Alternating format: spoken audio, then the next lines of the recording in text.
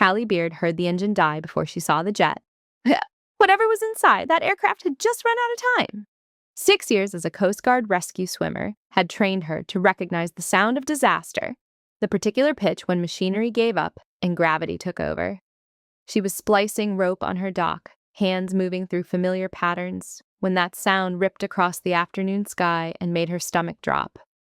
The jet was beautiful, in the way dying things sometimes are. White fuselage catching the late sun, blue racing stripes visible even from a distance, trailing a plume of smoke that looked almost artistic against the storm clouds gathering on the horizon. It skimmed the wave tops like it was trying to land, then physics remembered itself and the aircraft smashed into the Atlantic, hard enough to make the dock shudder under her feet. For 2 heartbeats, she couldn't move, couldn't breathe. Then muscle memory took over, and she was running. The 911 call was automatic: location, situation, estimated souls aboard. But she hung up before the dispatcher could tell her to wait for proper rescue crews. She'd been proper rescue crew. She knew exactly how long response times were, and she knew that jet had maybe 3 minutes before it went under completely. She hit the water at a dead sprint, and the cold tried to kill her. That wasn't dramatics. That was North Carolina in March, cold enough to stop a heart if the body wasn't ready for it. But she'd trained in worse, dragged people from burning oil slicks and frozen harbors, and she pushed through the shock into the mechanical efficiency of a combat swimmer stroke. The debris field told a story: expensive luggage, scattered documents with letterheads she couldn't read, a bottle of champagne that had somehow survived the impact. And beyond it all, the jet itself, nose down and sinking, tail section jutting from the foam like a gravestone. She took 3 hyperventilating breaths and went under. The underwater world was apocalyptic. Murky green, fuel-slicked, full of jagged metal and broken dreams. But she'd navigated worse in training exercises that felt like drowning with permission. She followed the fuselage down to the shattered cockpit and found him. He looked like money and violence in equal measure. Dark hair, strong features, expensive suit, now plastered to a frame that suggested either a personal trainer or a lifetime of necessary physical readiness. Tattoos covered his arms in the kind of dense, symbolic work that told stories she probably didn't want to hear. And he was drowning. She fought the harness, fought the sinking jet, fought her own body's screaming need for oxygen until something finally gave, and he came free. The swim back to shore was the longest of her life, arms turning to lead, legs forgetting how to kick, lungs burning with the promise of failure. But she'd dragged unconscious sailors through worse, and she wasn't about to let this one die just because he looked like trouble. They made it to the beach more through stubbornness than skill. She collapsed beside him, hands already moving through the CPR protocol she could do in her sleep. Airway check, breathing assessment, pulse confirmation. He was alive, barely, and she was just starting chest compressions when his eyes opened. They were gray, cold, absolutely focused, despite the fact that he'd nearly drowned. And when he grabbed her wrist with a strength that shouldn't have been possible, she realized she might have saved the wrong person's life. "No hospital," he rasped, accent thick, words clipped. "Please." She looked at him, really looked, the prison tattoos snaking up his neck, the shoulder holster under his designer jacket, the heavy gold medallion at his throat that he clutched like it contained his soul, the Rolex that cost more than her truck. The way his eyes tracked the distant sirens with the calculation of a man who'd spent his life being hunted. This was a bad man. She knew it the way she knew the tides and the smell of coming storms. But he was also looking at her like she was his last hope in a world that wanted him dead. "My cottage," she heard herself say. "Half-mile north. Can you move?" He nodded, just once, and she wondered what the hell she'd just gotten herself into. She helped him to his feet, and he was heavier than he looked, solid muscle under the waterlogged designer suit. They moved like wounded soldiers leaving a battlefield, his arm draped across her shoulders, her arm locked around his waist. The sirens were closer now, maybe a minute away, And with each step, she was making a choice to become complicit in whatever this man was running from. The cottage appeared through the seagrass like salvation or damnation. She wasn't sure which. She kicked open the door and half carried, half dragged him inside, lowering him onto her couch just as the first flash of red and blue lights swept across the beach where they'd been moments before. She watched through the window as the Coast Guard vehicles converged on the crash site, watched them search the empty beach where she should have been waiting with her rescued survivor, watched them radio in that there were no survivors at the scene. Behind her, the man on her couch coughed wetly and said, "Thank you." 2 words that felt like a contract signed in blood. Hallie turned from the window, her hair still dripping seawater onto the worn hardwood floor of her cottage. The man, this dangerous stranger she'd just pulled from death, was slumped against her faded floral cushions, looking simultaneously vulnerable and lethal. His gray eyes never left her face, tracking her movements with the kind of awareness that suggested even half-drowned and injured, he could be dangerous. "Who are you?" she asked, though part of her didn't want to know the answer. He was silent for a long moment, his hand still clutching that gold medallion like a talisman. When he finally spoke, his voice was rough as gravel. "Someone who should have died today." "That's not an answer. It's the only one that matters." He coughed again, and she saw him wince, hand moving to his ribs. "You have medical supplies?" Professional instinct overrode her apprehension. "Don't move. I need to check for internal injuries first." She crossed to him, kneeling beside the couch, and began a systematic assessment. Cracked ribs, definitely. Possible pneumothorax. The gash on his head would need stitches. But it was when she moved to check his neck for injuries that he stopped her, catching her hand with surprising gentleness. "The medallion stays," he said quietly. "Always. I need to check for neck trauma." "The medallion stays." There was something in his voice, not threat, but absolute certainty. She pulled back, studying him. Up close, she could see the details of his tattoos more clearly. Cyrillic letters, Orthodox crosses, a double-headed eagle that she recognized from a documentary about Russian organized crime she'd watched during a sleepless night shift. "You're Bratva," she said. Not a question. Something flickered in his eyes. Surprise, maybe, that she'd recognized the markings. "Was," he corrected. "Past tense." "And now?" "Now I am a man who made enemies of the wrong people." He shifted on the couch, gritting his teeth against obvious pain. "And you are a woman who made the mistake of saving my life." Outside, the red and blue lights continued to sweep across the beach. The Coast Guard was doing a systematic search of the crash site, likely looking for survivors or bodies. Eventually, they'd expand their search radius. Eventually, they'd come knocking on doors. "They'll come here," she said, thinking aloud. "They'll canvass all the properties within walking distance." "Then we have perhaps 30 minutes. He tried to sit up straighter and failed, face going pale. "There is a phone in my jacket pocket. Waterproof case. Call the number labeled Caliph. Tell her where I am." Hallie retrieved the phone, expensive and military grade, surprisingly intact despite the crash. She found the contact and hesitated, thumb hovering over the call button. "And then what?" she asked. "Your people come get you, and I pretend this never happened?" "No." His gray eyes held hers, and in them she saw a terrible knowledge. "Then my people come get me, and you come with us. Because the moment you pulled me from that water, the moment you chose not to hand me over to the authorities, you became part of this. They will have seen the crash. They will know someone survived. They will look for witnesses, for helpers, for anyone who might have interfered with their work." "They?"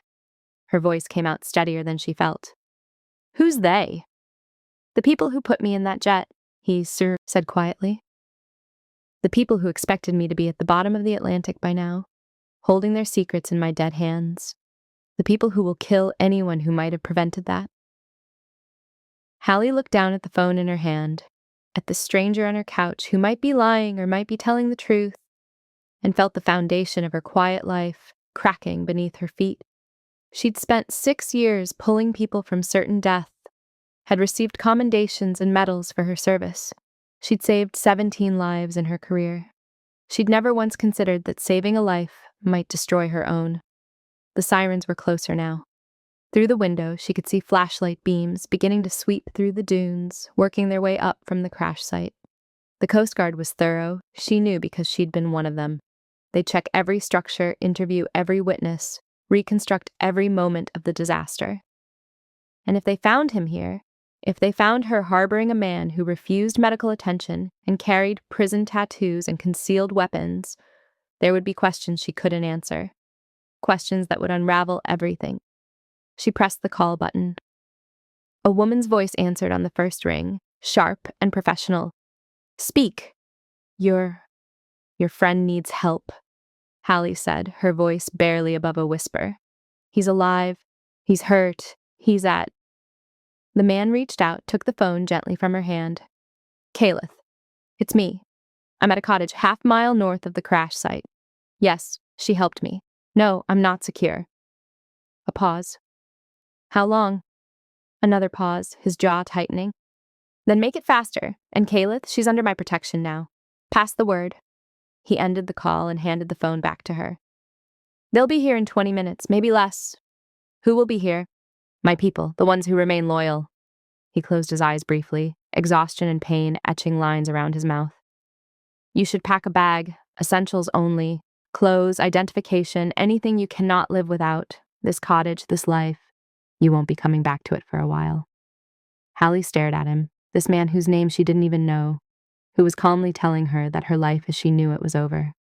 Part of her wanted to refuse, to throw him out, to call the Coast Guard herself and let them handle it. But another part, the part that had spent years reading water and weather, reading danger and probability, knew he was telling the truth. She'd seen the way he'd looked at those sirens. She'd seen the quality of his clothes, his watch, his weapon. She'd recognized his tattoos.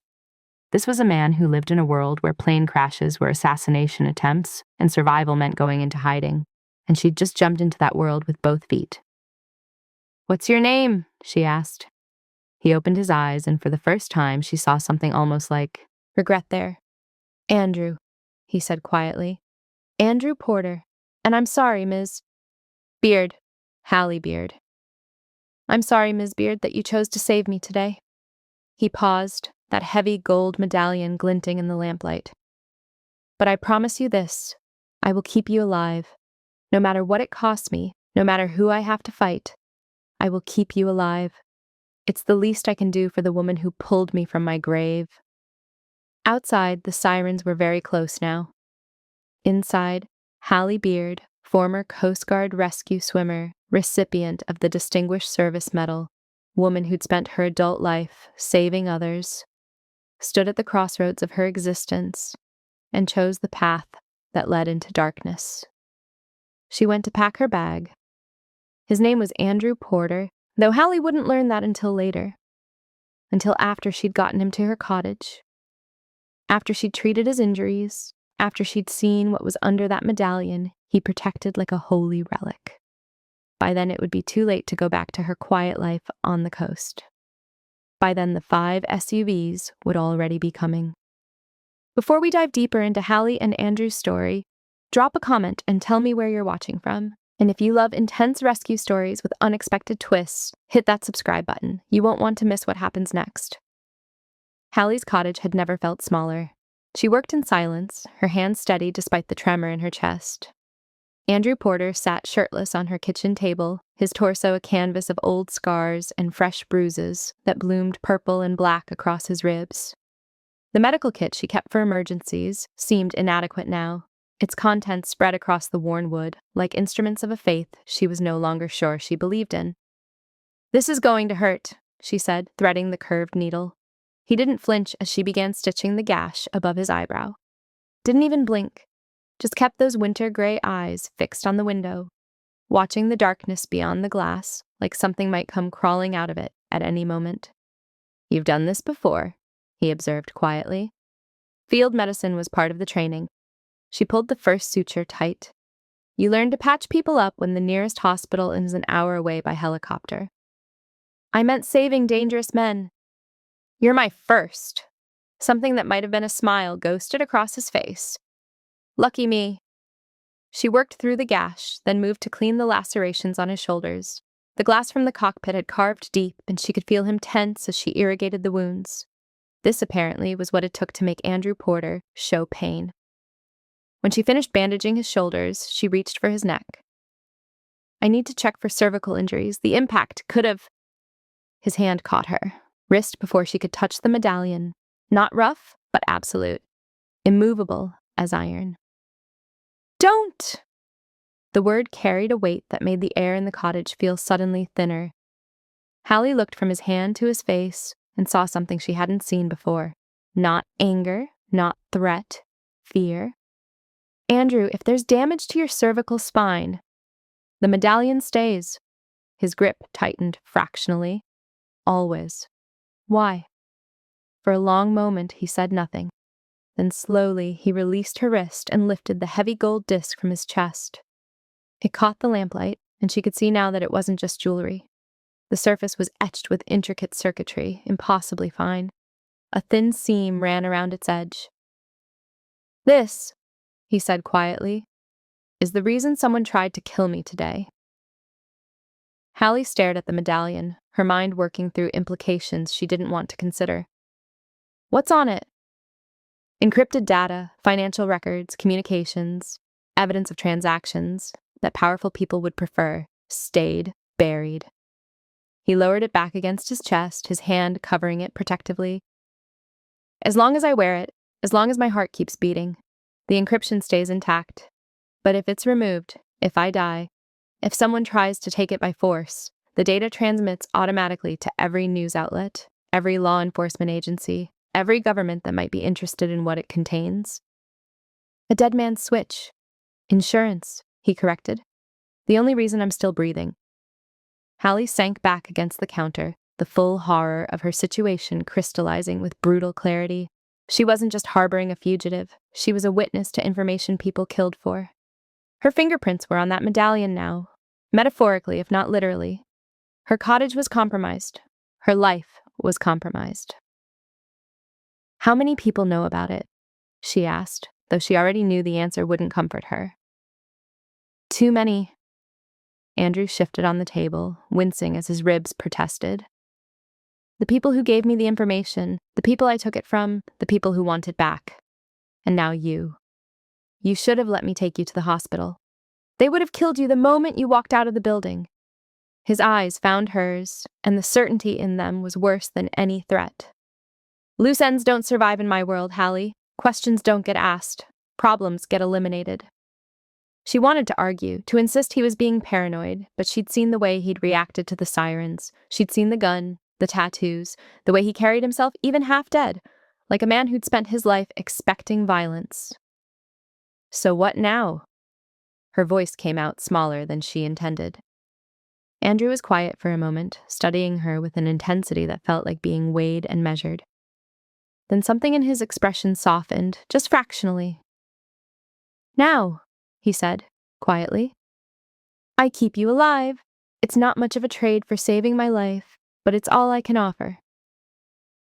Outside, the night pressed against the windows. Inside, two people who should never have met sat in the yellow light of a cottage that had stopped being a sanctuary the moment Hallie Beard decided to be a hero. She saw the man then, beneath the monster, saw the exhaustion in the lines around his eyes, the way his shoulders curved inward like he was carrying a weight that never lessened. Saw someone who'd been running so long he'd forgotten what it felt like to stop. And Andrew Porter, for his part, saw a woman who'd looked at his tattoos and his gun and his terrible secrets and hadn't run. Who'd stitched his wounds with steady hands and asked hard questions with a voice that didn't shake. Neither of them spoke the truth hanging between them, that they were both changed now, marked by this moment, bound by circumstances that would either kill them or forge them into something neither could predict. Dawn was still hours away, but already, somewhere in the darkness, 5 black SUVs were rolling toward the coast. Hallie woke to the sound of engines, not the familiar rumble of fishing boats heading out at dawn, or the occasional truck passing on the coastal road. This was deeper, synchronized, purposeful, the kind of sound that raised the hair on the back of her neck before her conscious mind could identify why. She'd fallen asleep in the armchair across from Andrew, her body finally surrendering to exhaustion sometime after 3 a.m.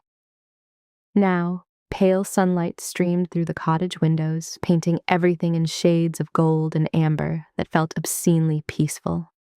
Andrew was already awake, standing at the window with his shirt back on, despite the fresh bandages beneath. He didn't turn when she stirred, just kept watching the road with the stillness of a predator, sensing movement in the brush. "They're here," he said quietly. Hallie moved to the window, her heart already accelerating. Through the glass, she watched 5 black SUVs roll down the narrow beach road in perfect formation. Their windows tinted, mirror dark, their approach as inevitable as a tsunami. They spread out as they reached her property, boxing in the cottage with military precision. "Is that the police?" Even as she asked, she knew the answer. "No." Andrew's voice carried something that might have been relief or might have been resignation. "It's my people." The SUVs stopped in unison, engines cutting simultaneously. For a heartbeat, nothing moved. Then doors opened, and men emerged wearing tactical gear that looked more appropriate for a war zone than coastal North Carolina. They moved with the kind of efficiency that spoke to extensive training, taking positions around the cottage with weapons Hallie recognized from her Coast Guard days. Military grade, definitely not legal. The last person to exit was a woman. She emerged from the lead vehicle with the kind of presence that commanded attention, despite her relatively small stature. Dark hair pulled back severely, high cheekbones that could have been carved from marble, wearing black tactical clothing that somehow looked tailored. She surveyed the cottage with cold assessment before walking toward the door, her stride confident enough to own the ground beneath her feet. Andrew moved to open it before she could knock. "Caleth." His greeting carried layers of meaning Hallie couldn't parse. "Boss."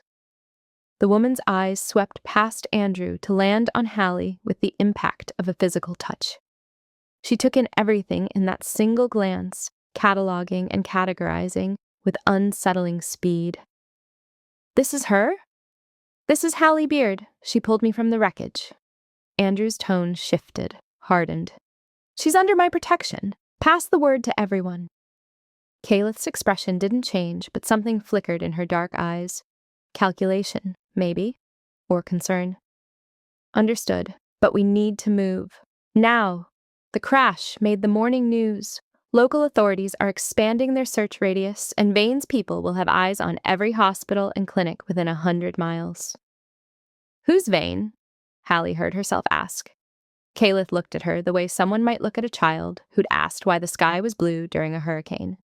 Not unkindly exactly, but with the kind of patience that suggested more important things were happening. "Zephyrin Vane is the man who put your new friend in that jet," she said, her accent clipped and precise. "And the man who will put a bullet in your head the moment he learns you exist." The words landed like stones in still water, sending ripples of ice through Hallie's chest. She looked to Andrew for contradiction, for reassurance that Caleth was exaggerating. He offered neither. "Pack a bag," Andrew said instead, his voice gentle but firm. "Essentials only. You have 5 minutes." "I'm not going anywhere." The protest sounded weak, even to her own ears. "This is my home, my life. I can talk to the police, explain." "Explain what?" Caleth cut in, and now there was something almost pitying in her expression. "That you pulled a known, organized crime figure from a murder scene and hid him from authorities? That you're in possession of knowledge that makes you a liability to some of the most dangerous people in the eastern seaboard?" "I didn't know." "Doesn't matter what you knew." Andrew moved closer, and despite everything, despite the fear and the anger and the surreal impossibility of the situation, Hallie felt safer with him near. "What matters is what you know now. That medallion you saw last night? The moment Vane confirms I survived, he'll assume I told you about it. He can't afford to leave you alive. Through the window, Hallie could see the tactical team maintaining their perimeter, professional and alert. One of them spoke into a radio, his eyes constantly scanning the horizon. These weren't criminals playing dress-up. These were soldiers, or had been once. "How long?" she asked quietly. "How long before this Vane finds me?" Caleth and Andrew exchanged a glance. "He probably already knows where you live," Caleth said. "We have maybe an hour before his advance team arrives, maybe less." The cottage suddenly felt different. The morning light that had seemed peaceful now felt exposed, vulnerable. Every shadow could hide a threat. Every sound could be the prelude to violence. Hallie looked at her home, at the life she'd built from the wreckage of her Coast Guard career. The books on the shelves, the photographs on the walls, the kitchen where she'd learned to make her grandmother's recipes, all of it about to become evidence in an investigation, or worse, a crime scene. 5 minutes, Andrew said again, and this time it sounded like an apology. She went to pack her bag, each item she chose feeling like a small funeral. Her old life was ending, had ended the moment she dove into the Atlantic to save a drowning man. She'd spent 6 years pulling people from the water, but she'd never considered that sometimes the person you save pulls you under with them. When she emerged with a single duffel bag, Andrew was waiting by the door. Caleth had returned to the lead SUV, issuing orders in a language Hallie didn't recognize. "I'm sorry," Andrew said quietly, and the sincerity in his voice made it worse somehow. "For all of this." Hallie looked at him, at this man who'd crashed into her life like a meteor and felt the full weight of her choice settling across her shoulders. "Don't be sorry yet," she said. "Just keep me alive." They walked out into the morning light together, and behind them, the cottage door swung shut with the finality of a coffin lid closing. The convoy moved like a serpent through the Carolina backcountry. 5 black SUVs maintaining perfect spacing as they wound through roads Hallie had never traveled. She sat in the middle vehicle beside Andrew, with Caleth driving and 2 armed men she hadn't been introduced to in the 3rd row. The leather seats smelled new, expensive, and the windows were tinted dark enough that the morning sun felt distant, filtered, like watching the world from underwater. Nobody spoke for the first 30 miles. Hallie watched the team operate with the kind of precision she'd only seen in military operations. Hand signals passed between vehicles through carefully angled side mirrors. The drivers maintained exact distances, adjusting speed in perfect synchronization. Even their breathing seemed coordinated, measured, professional. These weren't thugs, they were soldiers. "Where are we going?" she finally asked, her voice too loud in the silence. "North," Andrew said, which wasn't really an answer. "We have safe houses in Virginia. Once we're across state lines, it becomes harder for Vane to move openly." "And then what?" He was quiet for a moment, his hand resting on the medallion beneath his shirt. "Then we figure out how to end this without getting you killed." Caleth's eyes flicked to the rearview mirror. "We have a tail, silver sedan, 3 cars back, been with us since we left the coast." The men in the back seat shifted, hands moving to weapons with practiced ease. Andrew leaned forward slightly, watching through the tinted rear window. "1 car?" he asked. "Scout," Caleth said. "Testing our response time. The real team will be waiting ahead." Hallie's pulse kicked up. "How do you know?" "Because it's what I would do." Caleth took a turn onto a smaller road, gravel crunching under the tires. The other SUVs followed in perfect formation. "Vane's people are professionals. They don't chase. They set traps." Andrew settled back into his seat, and Hallie saw something cross his face. Not fear, exactly. More like the grim acceptance of inevitability. "Tell me about Zephyrin Vane," she said. "If I'm going to die because of him, I deserve to know why." He studied her for a long moment, as if deciding how much truth she could handle. "Vane and I used to be partners. We built an empire together, moved money for people who couldn't use traditional banking, made ourselves very wealthy and very dangerous in the process." "What happened?" "I wanted out." His jaw tightened. "I'd seen too much, done too much. The medallion was my insurance policy. Proof of every transaction, every deal, every person we'd worked with. I was going to disappear, start over somewhere clean. He touched the gold disc through his shirt. Vane decided a dead partner was safer than a missing one. So he put you in that jet. He put a bomb in that jet, Andrew corrected. Triggered by altitude. We were supposed to explode at 30,000 feet, scatter across the Atlantic in pieces too small to identify. A dark smile. The pilot had a heart attack at 12,000. We went down before the bomb could arm. Hallie absorbed this, her former life as a rescue swimmer, feeling impossibly distant. She'd saved a man who lived in a world where business partners committed murder and insurance came in the form of encrypted evidence worn around the neck. "Why are you telling me this?" she asked. "Because you need to understand what we're running from." Andrew turned to face her fully. Vane isn't just dangerous. He's smart, patient, and he has resources that make my operation look like a corner store. If he's tracking us, it means he's already 3 moves ahead. As if summoned by his words, Caleth's phone buzzed. She glanced at the screen, her expression hardening. Road. Block. 2 miles ahead. Local sheriff, but the timing is wrong. Vane bought them, Andrew said, no question in his voice. Or threatened them. Caleth's hands tightened on the wheel. Orders? Route 7, Andrew said. Cross country, we go off-road. The convoy veered suddenly onto what barely qualified as a path, the SUVs bouncing over rough terrain. Hallie braced herself against the door as they plunged into dense woods, branches scraping against bulletproof glass. That's when the shooting started. The first rounds hit the rear vehicle, sparking off armored plating. Hallie's training kicked in before conscious thought, her body dropping low in the seat as Caleth accelerated. The men in the back returned fire through gun ports Hallie hadn't noticed, their weapons thundering in the confined space. "They're using the medallion!" Andrew shouted over the chaos. "Some kind of tracker I didn't know about." "Can you remove it?" Hallie yelled back. Not without triggering the data release. His face was grim. "We'd expose everything, burn every bridge. It would start a war that makes this look like a playground fight." More gunfire. The SUV lurched as a tire exploded, but the run-flat system kept them moving. Caleth drove like she was born to it, weaving between trees with inches to spare.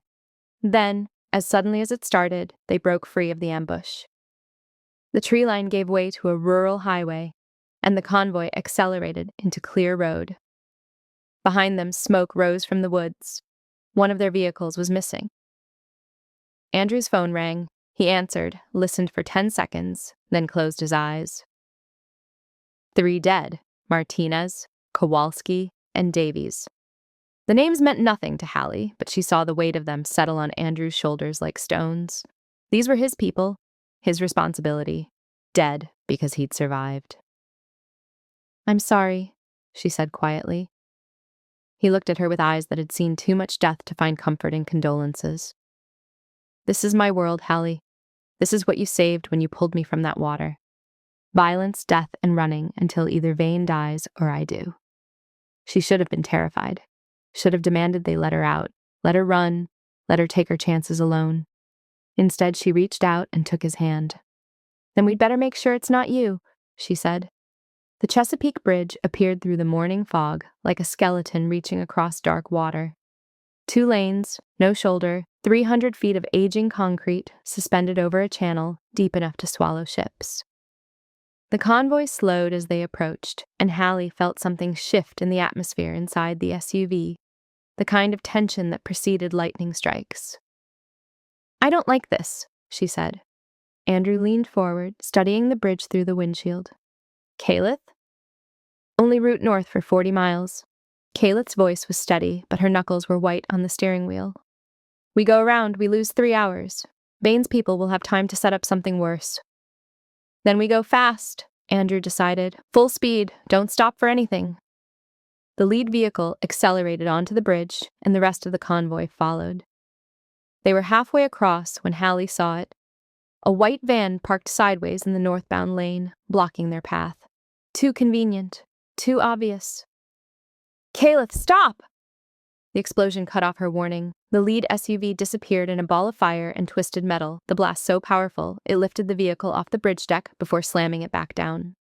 Behind them, a second explosion took out the rear vehicle, trapping the remaining 3 in a kill box with nowhere to run. Hallie's ears rang, her vision swimming as debris rained down on their windshield. Through the smoke and chaos, she saw figures emerging from the white van. 6 men, maybe more, carrying automatic weapons with the casual confidence of professionals. "Reverse!" Andrew shouted. "Get us off this bridge!" But Kalith wasn't moving. She sat frozen at the wheel, staring straight ahead. And in that moment, Hallie saw something that made her blood turn to ice. The tactical positioning was wrong. Kalith had slowed their vehicle just enough to put them in the exact center of the bridge. The other 2 surviving SUVs were too close together, blocking any chance of a rapid reversal. And Kalith's hands weren't reaching for weapons or the gear shift. They were reaching for the door handle. "She's with them," Hallie said, the words coming out flat and certain. Andrew's head snapped toward his lieutenant, and Hallie saw the moment betrayal registered on his face. Not shock. Worse than shock. Recognition, like he'd known this was coming, but had hoped he was wrong. "Kalith." The driver's side window exploded inward. Not from enemy fire. From Kalith's gun. The shot took their driver through the shoulder, spinning him against the door. Blood sprayed across the dashboard as he slumped forward, his weight pressing the horn in a long, mournful wail.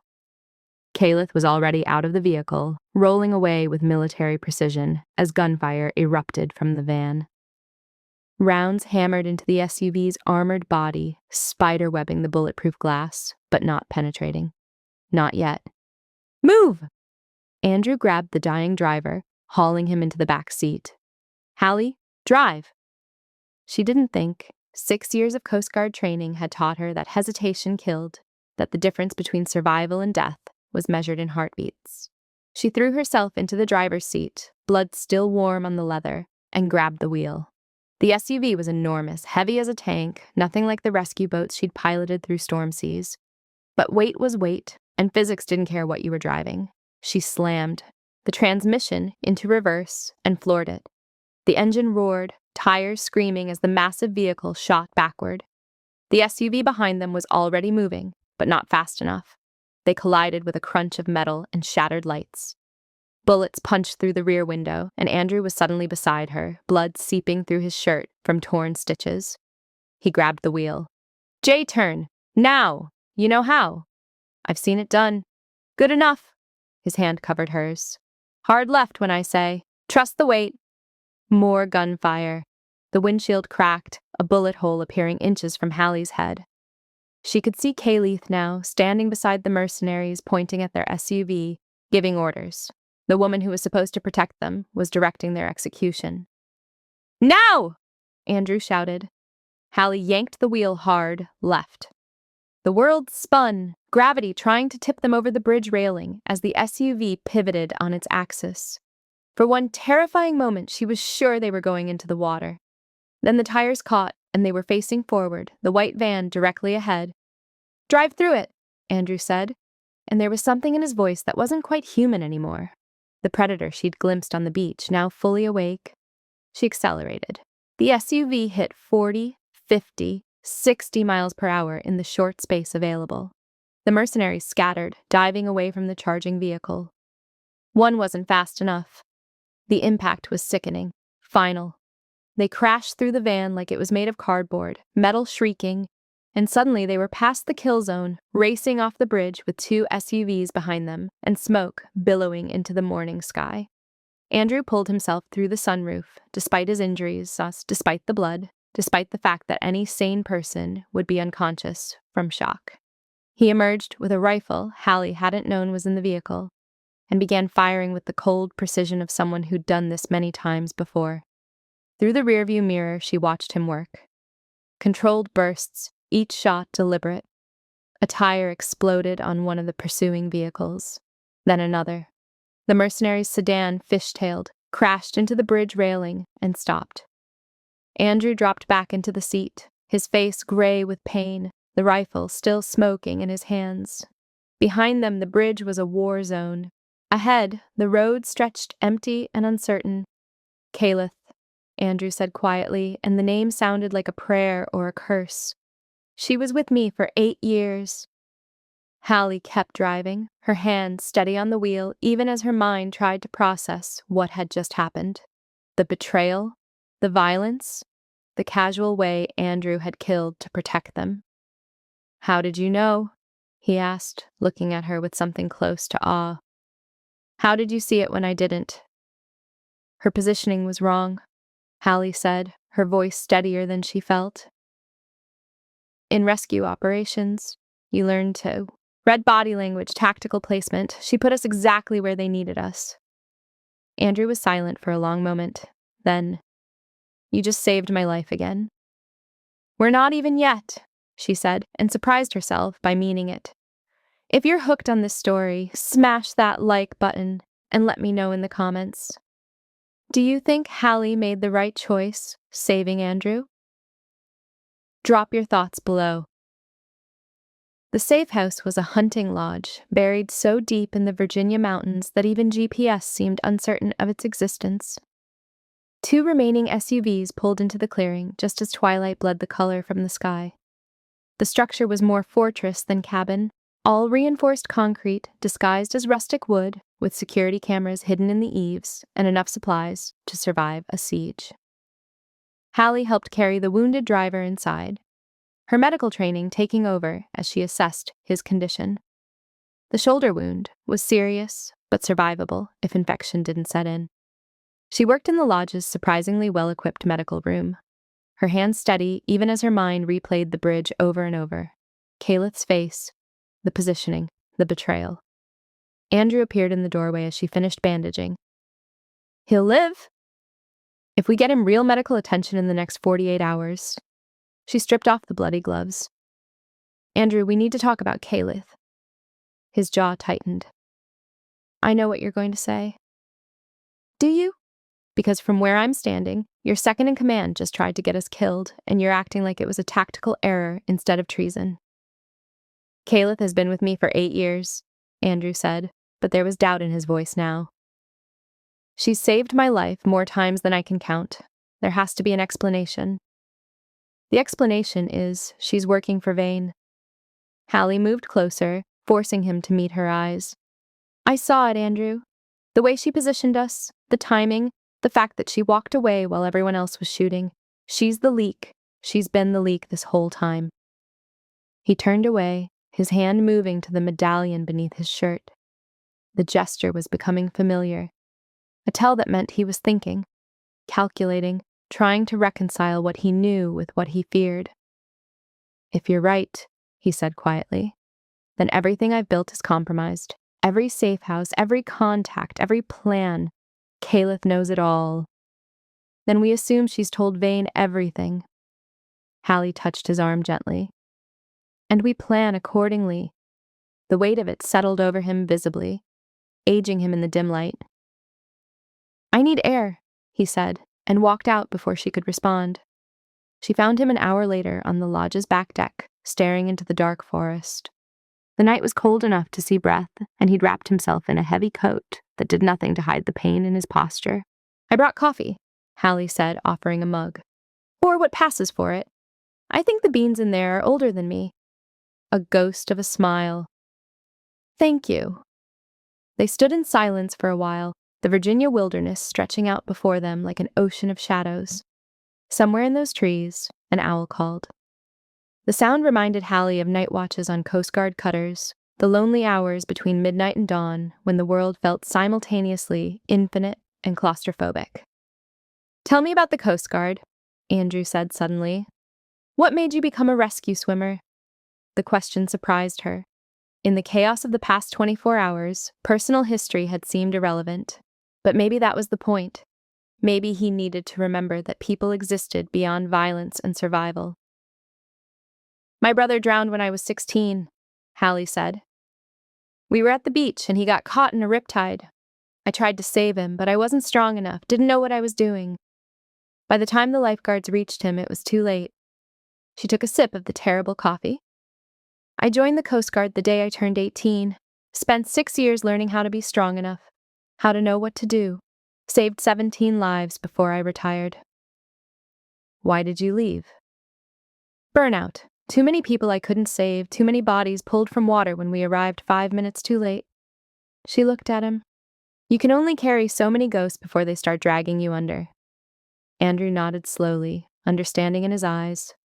I know something about ghosts. Tell me, she said.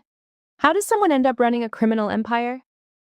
He was quiet for so long she thought he wouldn't answer. Then, I was 18, fresh off the boat from Russia, with my mother and sister.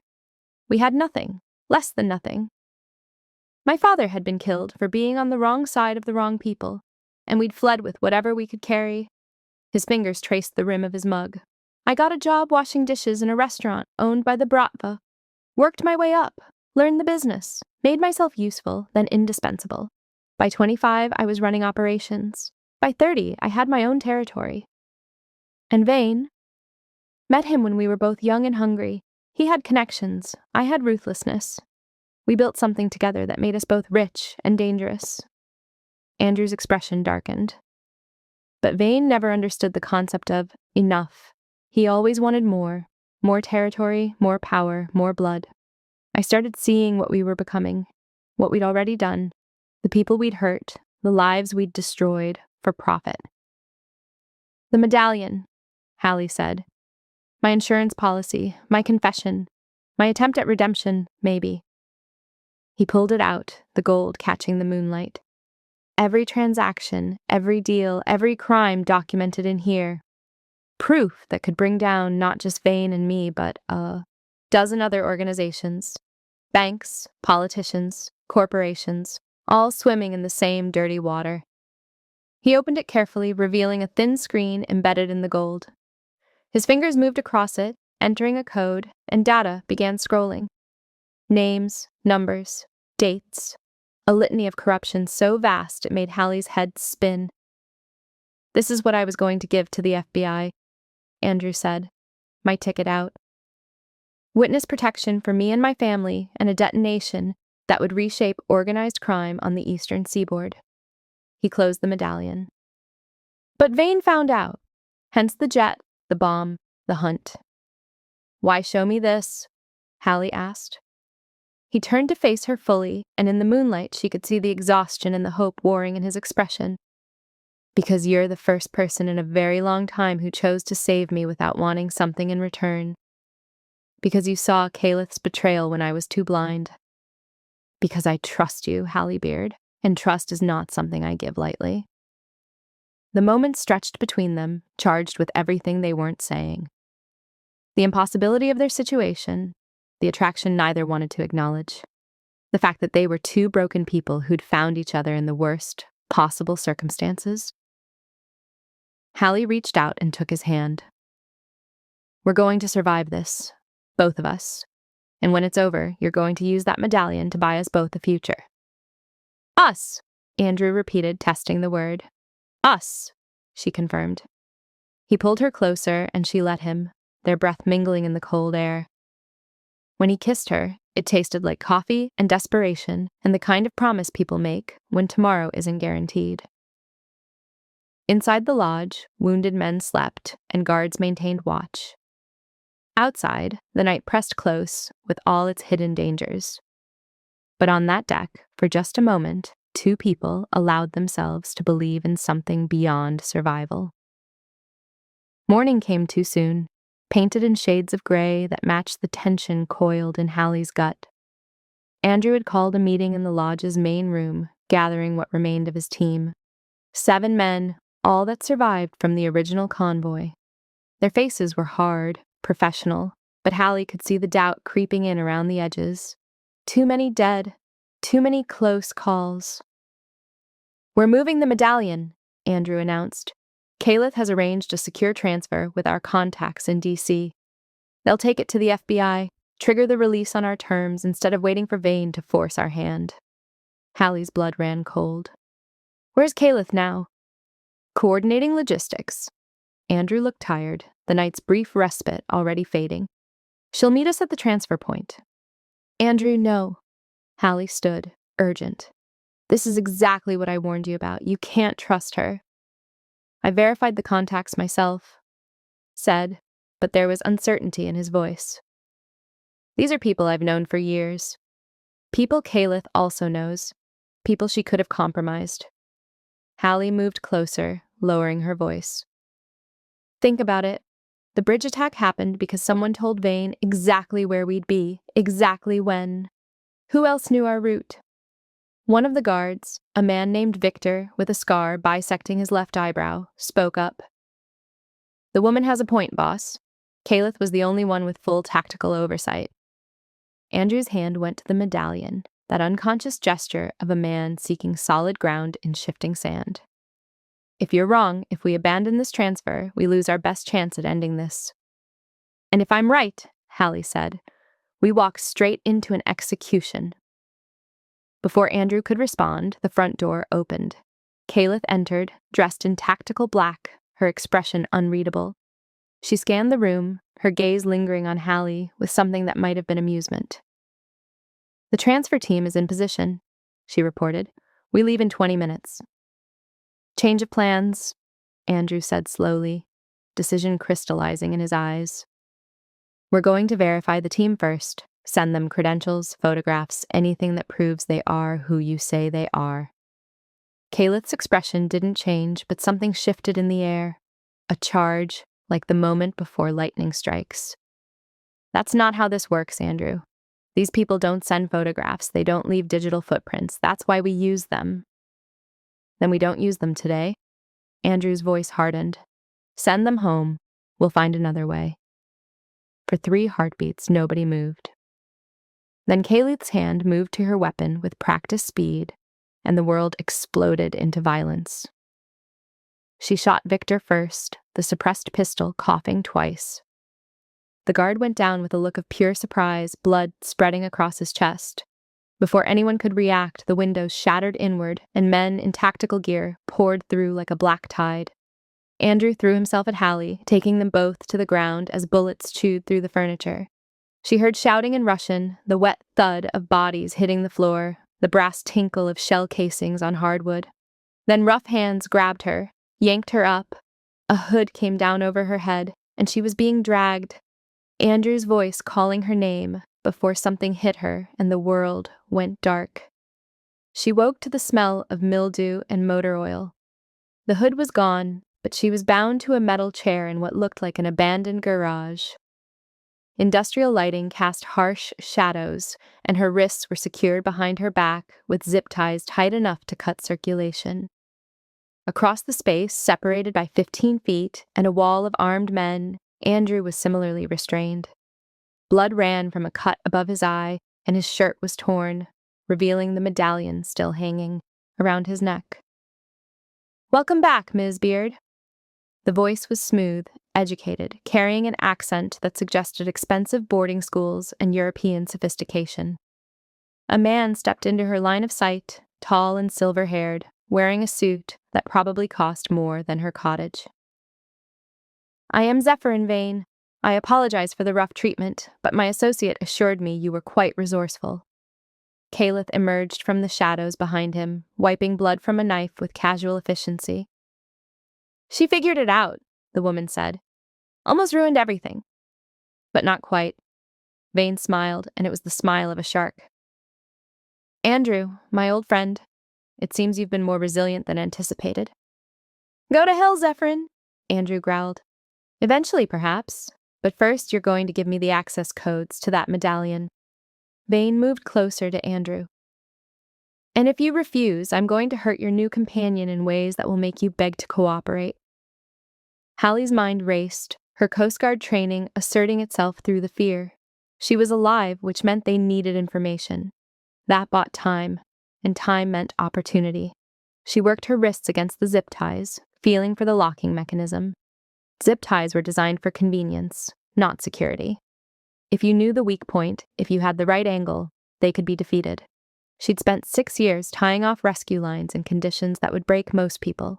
She knew knots, knew bindings, knew exactly how polymer plastic failed under stress. You won't get anything from me, Andrew said, drawing Vane's attention. Killer, kill me. It doesn't matter. The moment my heart stops, that data goes public. Yes, yes, the famous dead man's switch. Vane sighed. But Ms. Beard's heart isn't connected to anything, is it? He nodded to Caliph, who produced a pair of pliers with the casual air of someone selecting silverware. She moved toward Hallie with predatory grace. Behind her back, Hallie twisted her wrists, feeling the zip tie's teeth bite deeper into her skin. The pain was bright and sharp, but pain meant nerve endings, meant blood flow, meant the ties weren't cutting through yet. She flexed hard, creating space, then relaxed suddenly. The zip tie loosened a fraction. "Wait," Andrew said desperately. "Wait, I'll give you the first code. Just don't hurt her." Vane held up a hand, stopping Caliph. "See? We understand each other after all." While they focused on Andrew, Hallie worked frantically. Flex, relax, twist. The plastic was cutting her now, blood making her wrist slippery, but slippery was good. Slippery meant movement. One tie popped free. The shipyard rose from the harbor like a monument to industrial decay, rusted cranes reaching toward low clouds, skeletal dock structures casting long shadows across water that looked thick as oil.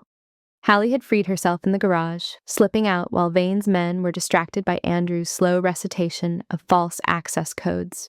She'd followed the convoy here, staying low, using every trick her Coast Guard training had taught her about moving unseen through hostile territory. Now she crouched behind a shipping container, watching as Vane's men dragged Andrew toward the largest dry dock. The massive chamber was empty of water, its walls streaked with rust and barnacles, its floor littered with debris 40 feet below. A relic from when this place actually built things instead of rotting into the harbor. Caliph walked beside Vane, her betrayal complete. She'd shed any pretense of loyalty, moving with the easy confidence of someone who'd finally stopped hiding. "This is poetic, don't you think?" Vane's voice carried across the shipyard. "You tried to drown me in information, Andrew. Now I'll return the favor literally." He gestured, and his men forced Andrew to his knees at the edge of the dry dock. Below, Hallie could see the floodgates, massive valves designed to fill the chamber when ships needed launching. Vane moved to the control panel, his hand hovering over the release. "Last chance," he said. "The real codes, or you die like a rat in a flooding trap." Andrew looked up at him, blood running from his split lip, but his eyes were defiant. "The codes died with my conscience. You'll get nothing from me." Vane smiled and pulled the lever. The floodgates groaned open with the shriek of protesting metal. Harbor water began pouring in, a brown torrent that hit the dock floor with the roar of an angry god. It would fill the chamber in minutes, and there was no way out except the ladder where Vane's men stood guard. "Enjoy your swim," Vane said, and his men threw Andrew over the edge. Hallie watched him fall, watched him hit the rising water with a splash that disappeared in the chaos. Her heart screamed at her to run down there, to dive in, to save him the way she'd saved him from the jet. But she'd learned something in 6 years of rescue operations. Sometimes you had to let people drown a little before you could save them effectively. She needed Vane distracted. She needed his men looking down instead of around. She needed the water higher. So she waited, counting seconds, watching Andrew surface and swim to the dock wall, watching him search desperately for handholds on the sheer concrete. The water was rising faster than he could climb, already 10 feet deep and climbing. When the water reached 15 feet, when Vane's men were all focused on Andrew's struggle, Hallie moved. She went in silent from the far side of the dock, diving through one of the service hatches with barely a splash. The water was shockingly cold, murky with stirred sediment, but she'd trained in worse. She'd pulled bodies from capsized ships in zero visibility, navigated flooded compartments with nothing but touch and instinct. This was just another rescue, just another dive. Except this time, she wasn't saving anyone yet. The first guard never saw her coming. She surfaced behind him, where he knelt at the dock edge, grabbed his ankle, and pulled hard. He went into the water with a startled yell, his weapon splashing after him. She was on him before he could orient, using a Coast Guard restraint technique that cut off his air until he went limp. One down. She let him float and dove again, her lungs burning but manageable. She could hold her breath for 3 minutes if she had to, longer if she stayed calm. The guards above were shouting now, aware something was wrong but not sure what. The second guard made the mistake of leaning over to look for his companion. Hallie erupted from the water, grabbed his tactical vest, and used his own weight to pull him over. This one was smarter, going for his knife, but she was faster. Years of grappling with panicked, drowning victims had taught her exactly how to control someone in water. She got behind him, locked her arm around his throat, and squeezed until he stopped fighting. 2 down, but the third guard had figured it out. He was backing away from the edge, weapon up, scanning the water. Hallie couldn't reach him from here, and the water wasn't high enough yet to give her the advantage. Then Andrew made his move. He'd reached a maintenance ladder on the far side, was climbing despite exhaustion, despite injury. He was 10 feet up when Kalith appeared above him on the rusted crane arm that extended over the dock. "Hello, boss," she said, and kicked the ladder loose. Andrew caught himself on the crane's support beam, his fingers white-knuckled on corroded metal. Kalith walked out onto the arm with the balance of a cat, moving toward him with deliberate menace. 8 years, she said conversationally. 8 years I followed you, protected you, killed for you. And what did I get? Promises. Always promises.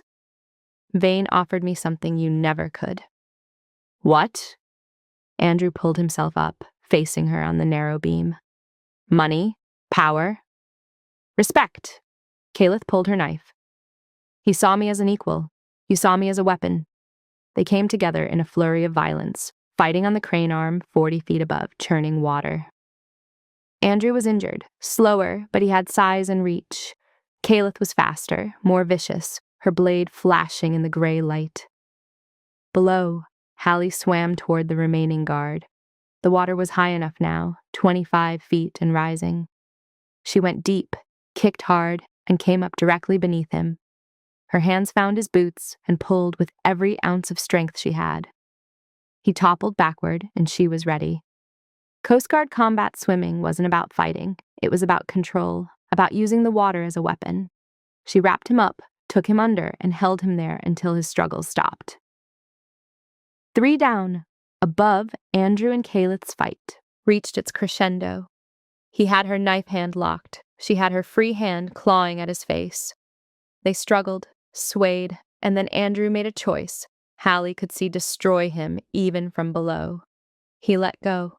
Kalith fell, her scream cutting short as she hit the water with bone-breaking force. She didn't surface. But Andrew's moment of hesitation cost him. The beam, weakened by decades of corrosion and the violence of their fight, groaned and gave way. A support cable snapped, and the entire crane arm began to collapse. Andrew jumped, but the falling metal was faster. A steel beam caught him mid-air, drove him down into the water with crushing force. He surfaced briefly, gasping, then the beam settled and pinned him against the dock wall. The water was at chest height now, rising inexorably toward his face. Hallie swam hard, her muscles screaming, her lungs burning. She reached him just as the water touched his chin. His face was gray with pain, blood clouding the water around him. "Can't move it," he gasped. "Too heavy. Hallie, you have to go." "Shut up!" She dove, feeling along the beam, trying to find leverage. It was impossibly heavy, wedged against the dock wall at an angle that made physics her enemy. She couldn't lift it, couldn't shift it. The water reached Andrew's mouth. "Hallie," he managed, tilting his head back for air. "Go, please." Then she saw it. A flare gun, dropped by one of the guards, floating in the debris. The kind of high-intensity marine flare meant to be seen for miles. The kind that burned at thousands of degrees. She had seconds before Andrew drowned. Seconds to make a choice that would define who she was. Above them, Zephyr and Vane appeared at the dock edge, watching with detached interest. "How touching," he called down. The savior and the sinner, drowning together. Hallie grabbed the flare gun, aimed upward at the fuel tank she'd spotted on the crane's control mechanism, and made her choice. She fired. The flare shot upward like a comet, its magnesium core burning white-hot as it arced through the gray air. For a heartbeat, it seemed to hang suspended, a tiny sun against the shipyard's decay. Then it hit the fuel tank. The explosion was everything. Sound and light and heat. A fireball that consumed the crane's control structure and raced along the fuel line toward the dock edge where Vane stood. Hallie saw his eyes go wide, saw him try to run, but fire moves faster than fear. The blast threw him backward, his expensive suit igniting like paper. He hit the water 20 feet away, steam rising as the harbor tried to swallow the flames. He didn't surface, but the explosion had consequences. The crane groaned, its damaged structure finally giving up, and the arm began to collapse fully. More beams fell, crashing into the rising water, creating waves that slammed Hallie against the dock wall. Andrew's head went under. Hallie dove, her hands finding the beam, pinning him, and this time gravity was on her side. The falling crane had shifted the angle just enough. She braced her feet against the dock wall and pushed with everything she had. Every ounce of strength built from 6 years of dragging people from death. The beam moved, an inch, another, enough. Andrew slipped free and she grabbed him, one arm locked around his chest in the rescue hold she could perform in her sleep. His head broke the surface and he gasped, coughing water, alive. The dock was filling fast now, the water at 35 feet and climbing toward the top. Hallie kicked toward the ladder, towing Andrew, her muscles burning with exhaustion. They were 10 feet from safety when she felt his weight go limp. "Andrew, stay with me." She shook him, treading water, trying to keep his head up. His eyes were closed, his face too pale. The beam had broken ribs, maybe worse. He was bleeding internally, shock setting in. She couldn't lose him, not after everything. With a strength she didn't know she had left, Hallie hauled him to the ladder and began the impossible climb. One rung at a time, his dead weight threatening to pull them both back into the churning water below. Her shoulders screamed, her hands bled, but she'd pulled 17 people from certain death in her Coast Guard career. Andrew Porter would not be the one that got away. She crested the dock edge just as the water reached the top, rolling them both onto solid ground. Her hands found his neck, searching for a pulse she almost couldn't feel. She tilted his head back, started compressions, breathed air into his lungs with desperate efficiency. "Don't you dare die on me," she said between breaths. "Don't you dare, Andrew Porter. I didn't pull you from that jet just to lose you in a dock." His eyes opened, gray as winter, focusing slowly on her face. "Twice," he whispered, his voice barely audible. "You've saved me twice." "Third time's the charm," she said, and started laughing and crying simultaneously. "Don't make me go for 4.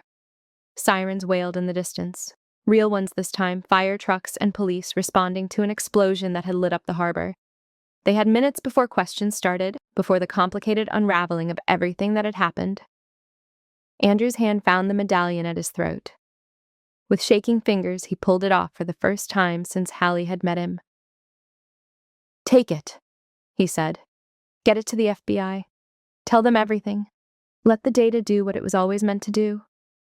She took the heavy gold disc, felt the weight of all the secrets it contained. "What about you?"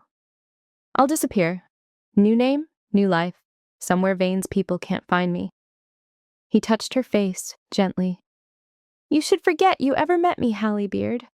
Go back to your quiet life, your cottage, your peace." "My cottage is a crime scene. My peace ended the moment I dove into the Atlantic." She pressed the medallion back into his hand. "We do this together. You turn yourself in, cooperate fully, and I testify that you were trying to make things right, that you were nearly killed for trying to expose the truth. They'll never believe you. Then we'll make them believe." She helped him sit up, careful of his injuries. "You want it out, Andrew. This is out. Messy and complicated and probably involving witness protection, but out." He studied her for a long moment, and she saw the hope and fear warring in his expression. "Why are you doing this?" Because 6 years ago, I couldn't save my brother. I couldn't save a lot of people. But I can save you.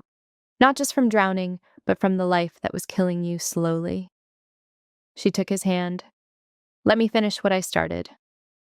The sirens were closer now, maybe 2 minutes out. Andrew looked at the medallion, then at Hallie, then made the choice that would define the rest of his life. Together, he said. 6 months later, Hallie stood on the balcony of a villa overlooking the Adriatic, watching the sun paint the water in shades of gold and crimson. The location was classified. The names they used now weren't the ones they were born with, and the armed guards stationed at the property's perimeter were technically federal protection, but felt like old habits dying hard. Andrew emerged from inside carrying 2 glasses of wine, moving carefully around ribs that were still healing. The tattoos were covered by a linen shirt, the medallion long gone to evidence lockup, but the gray eyes were the same. Penny for your thoughts, he said, handing her a glass. Just thinking about how one decision can change everything. She leaned against him and he wrapped an arm around her shoulders.